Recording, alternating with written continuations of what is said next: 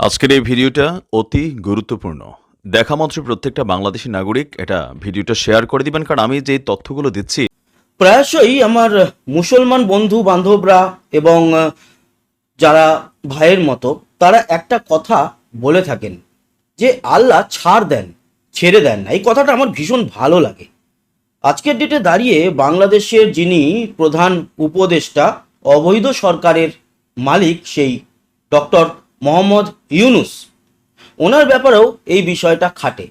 আসলে সুদখোর তো কখনোই আল্লাহ মেনে নেবে না, ছেড়ে দেবে না। একদিন না একদিন ফল তো ভুগতেই হবে, যদিও সেটা কবে এখনই বলা যাচ্ছে না।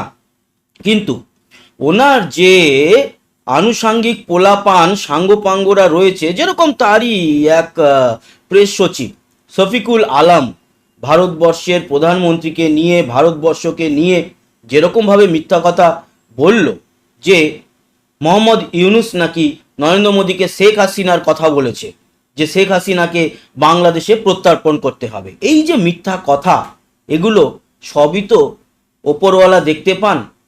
যারা মুসলিম তাদের কাছে আল্লাহ, যারা হিন্দু তাদের কাছে ভগবান, এবং যারা খ্রিস্টান তাদের কাছে গড। বিষয়টা তো একই ব্যাপার। উপরওয়ালা সব কিছু তো দেখছে, মিথ্যা কখনোই উপরওয়ালা সহ্য করতে পারে না।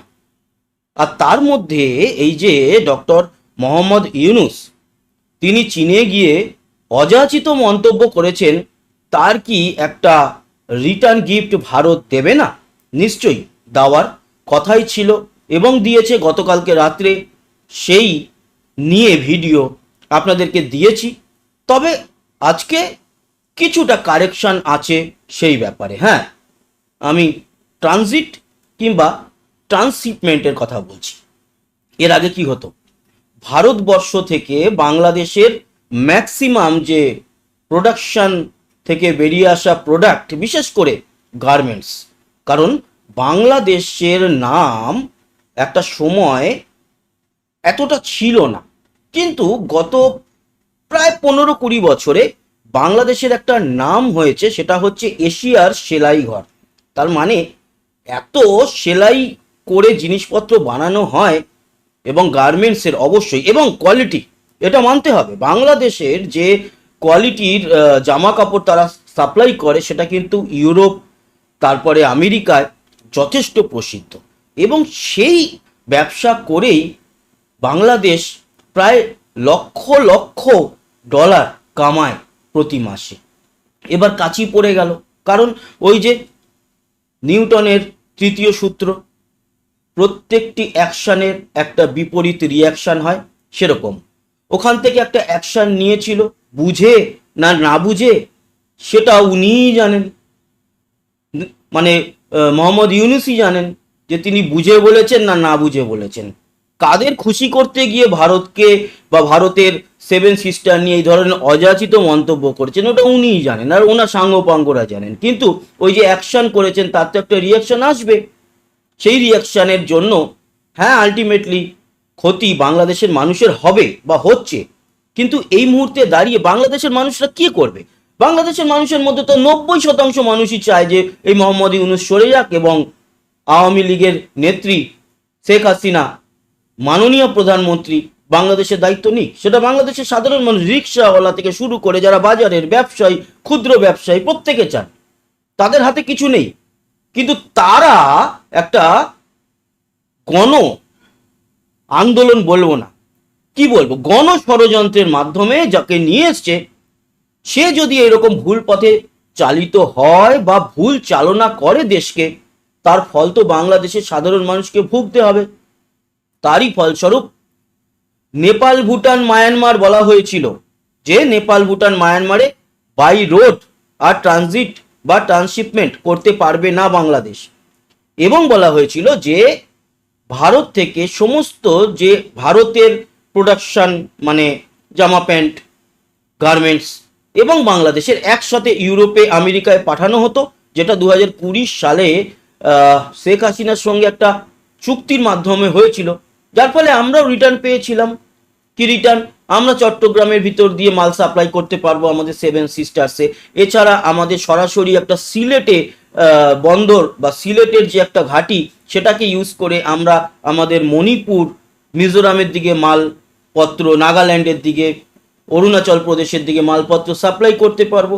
এবং তার পরিপ্রেক্ষিতে আমরা রিটার্ন হিসাবে আমরা বলেছিলাম যে আপনাদের যত গার্মেন্টসের মাল আমাদের ট্রানজিট বা ট্রান্সশিপমেন্টের মাধ্যমে বিদেশে যাবে।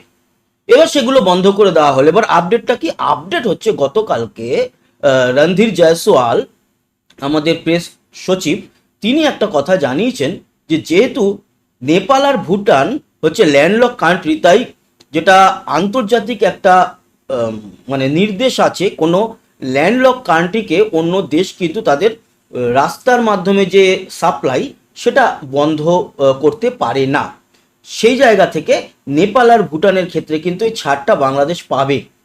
এবং নেপাল ভুটানও যদি কোনো জিনিস তাদের সাপ্লাই করতে চায় ভারতের মধ্যে দিয়ে, তারা বাংলাদেশও সাপ্লাই করতে পারবে। কিন্তু প্রশ্ন হলো যে বাংলাদেশের কত শতাংশ মাল নেপাল আর ভুটানে যায়? নেপাল আর ভুটানের যে মালপত্র বা নেপাল ভুটান ম্যাক্সিমাম যেই তাদের যেটা আর কি বলবো ঐতিহ্য, সেই ঐতিহ্য অনুযায়ী তারা যে ড্রেসটা পরে, আপনারা দেখেছেন নেপাল ভুটানে, একদম সাধারণ মানুষের কথা বাদ দিন, ম্যাক্সিমাম নেপাল ভুটানের মানুষ যে ড্রেসটা পরে সেটা তাদের নিজস্ব প্রোডাক্ট এবং তারা নিজেরাই বানায়, কারণ তাদের ওটাই হচ্ছে ঐতিহ্য, পরম্পরা।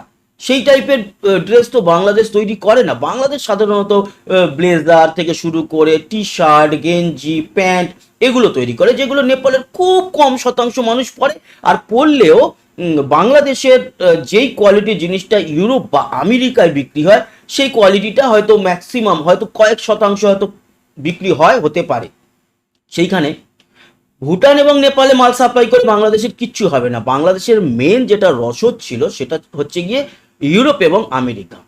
আর মায়ানমারটা বন্ধ, মায়ানমারে যেতে পারবে না, কারণ মায়ানমার তো আর মানে বাংলাদেশের সঙ্গে মায়ানমারের তো নিজস্ব বর্ডার রয়েছে।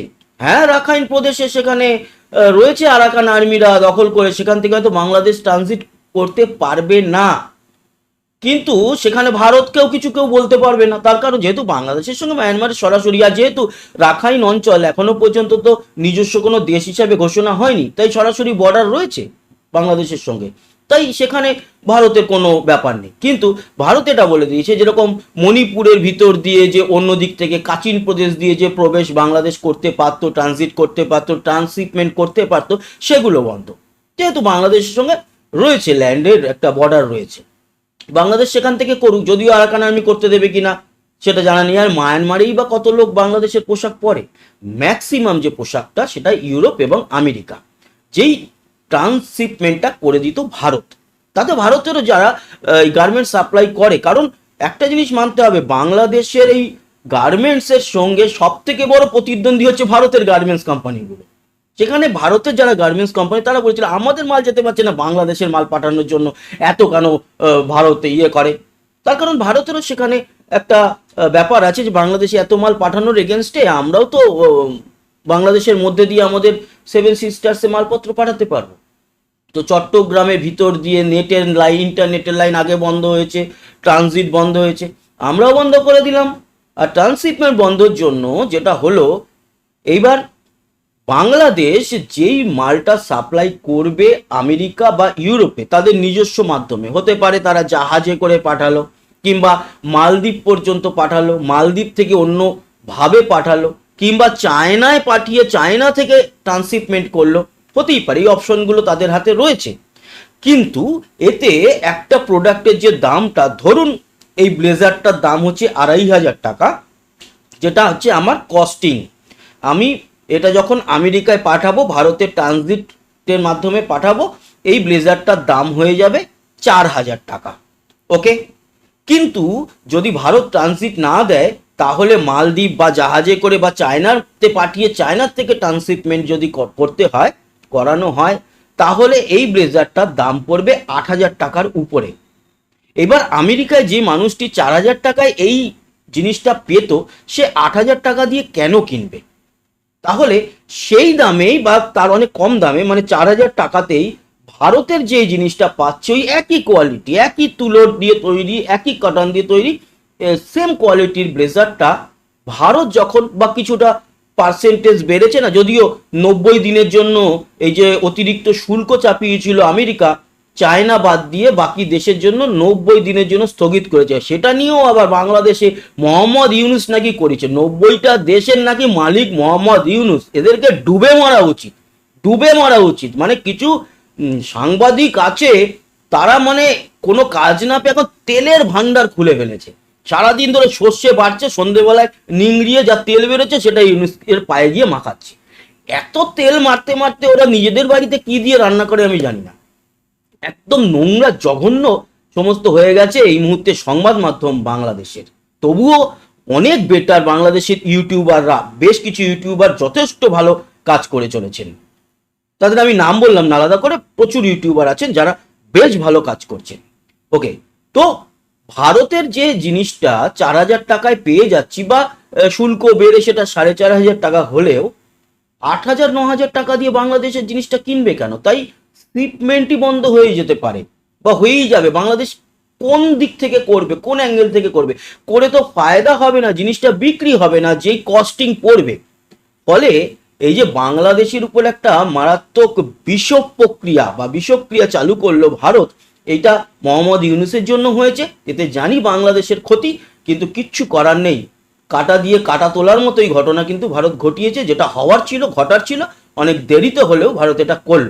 তার মানে এই যে বাংলাদেশ দিনের পর দিন বলছিল যে ভারত বয়কট, ভারত বয়কট, এবার কিন্তু খুব হালকাভাবে কোনো কাউকে বয়কট না করে এমনিতেই কোথায় যেন একটা কাঁচি চালিয়ে দিয়ে একটা বয়কট খেলা ভারতের তরফ থেকেও শুরু হয়ে গেল। অন্যদিকে প্রথমে ঘোষিত হয়েছিল নেপাল ভুটানে যে সমস্ত মালপত্র নিয়ে অলরেডি বাংলাদেশ থেকে বেশ কিছু গাড়ি ভারতে প্রবেশ করে গেছে, তারা মাল ফেরত দিয়ে আবার সঙ্গে সঙ্গে ঢুকে যাবে আর আনতে পারবে না। সেই জায়গায় শোনা যাচ্ছে যে ওই জায়গায় ছাড়পত্রটা থাকছে, ওই ল্যান্ডলক কান্ট্রির একটা কিছু নিয়ম আছে, আন্তর্জাতিক নিয়ম ট্রাইব্যুনালে বা যাই হোক এরকম একটা নিয়ম আছে যে ল্যান্ডলক কান্ট্রির অন্য দেশ রাস্তা বন্ধ করতে পারবে না ব্যবসায়িক ক্ষেত্রে। সেই জন্য ওইটা ছাড়টা পেলেও এই ছাড়টা কিন্তু বড় কিছু ছাড় নয়। এতে বাংলাদেশের কিচ্ছু উপকার হবে না, বরঞ্চ এই যে ইউরোপ আমেরিকায় ট্রান্সপোর্টেশন করতে পারবে না তাদের জিনিসপত্র, এইটাই আসল হচ্ছে গিয়ে ভাতে মারার মতো একটা ব্যাপার। এবার অনেকের প্রশ্ন থাকতে পারে যে বাংলাদেশ নিজে কেন সমুদ্র পথে বা নিজে কেন সে বিমানের মাধ্যমে সাপ্লাই করতে পারবে না? কারণ বিমানের মাধ্যমেই তো ভারত পাঠাতো। এবার আপনাদের জানি রাখি, ভারত যে ট্রান্সপোর্টেশন বিমানটাকে ইউজ করছে ইউরোপে বা আমেরিকায় পাঠানোর জন্য, তাতে শুধু বাংলাদেশের মাল যাচ্ছে না। বাংলাদেশের জন্য হয়তো ছোট্ট একটু জায়গা বা কিছুটা পার্ট বাংলাদেশের জন্য রাখা হচ্ছে, সেখানে বাংলাদেশের মালটা যাচ্ছে। ওই বিমানের যে কস্টিং, সেই কস্টিংয়ে বাংলাদেশের ছাড়াও ভারত নিজের মাল পাঠাচ্ছে, নেপালের পাঠাচ্ছে, ভুটানের পাঠাচ্ছে, শ্রীলঙ্কার পাঠাচ্ছে, এমনকি মালদ্বীপেরও পাঠাচ্ছে। প্রচুর দেশের মিলিয়ে ভারত ওই একটা বিমানে সব মাল পাঠিয়ে দিচ্ছে। এবার বাংলাদেশের জায়গাটা খালি হলেও ভারতের কি হলো, এই যে ভারতের প্রচুর গার্মেন্টস ব্যবসায়ী, তাদের মাল পাঠাতে দেরি হয়ে যাচ্ছিল, তাদের জায়গাটা ভরে গেল। তারা বলে এবার আমরা জায়গা খালি পেয়ে গেলাম। কিন্তু বাংলাদেশ যদি ওই রকম একটা বড় বিমান কিংবা ছোট বিমানেও পাঠাতে গিয়ে যে কস্টিং, ওই যে বললাম একটা 4,000 টাকার ব্লেজার যেটা আমেরিকায় বিক্রি হতো, মানে কথার কথা, সেইটা পড়ে যাবে 8,000 টাকা। তাই কে কিনবে? এটা কিন্তু এক প্রকার ভাতে মারার মতোই। এটা হয়তো আজকের 2 দিন 3 দিন 1 সপ্তাহের মধ্যেই যে বিরাট বড় একটা বাংলাদেশের ধস নেমে আসবে তা না। এই ধসটা নামতে একটু সময় লাগবে। আজ থেকে 3-4 মাস বা 5 মাসের মধ্যে এই যে বড় ধসটা পড়বে, সেই ধসের জন্য আগামী দিনে যে সরকারি আসুক আর যে সরকারি থাকুক, তাতে কিন্তু বাংলাদেশের মানুষের সুরাহা হবে না। এতে বাংলাদেশের মানুষের ক্ষতি থেকে আরও ক্ষতি। একমাত্র রাস্তা আবার এই সম্পর্ক ঠিক হওয়া। ভারত বারবার বলেছে গণতান্ত্রিক মাধ্যমে বাংলাদেশে সরকার আসুক, ভারত আবারও সুস্থ সম্পর্ক তৈরি করবে, সুষ্ঠু সম্পর্ক তৈরি করবে এবং এই ট্রান্সশিপমেন্ট চালু হবে এবং যেরকমভাবে চলছিল দুই দেশের সেরকমটাই চলতে থাকবে।